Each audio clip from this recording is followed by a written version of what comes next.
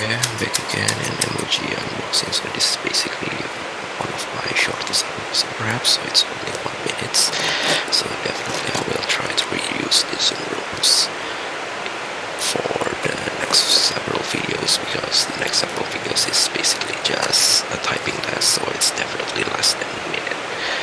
So the reason why I try to separate the unbox is because I just need to tidy up the previous equipment that I basically use for testing the hard drive, which is basically one of my cheapest hard drive that I tried to buy with 320 GB of capacity, because it's only around $2. And yeah, thankfully it was working perfectly, so I just didn't notice that it was actually the same price that I basically tried to do previously with 20 or 30 GB as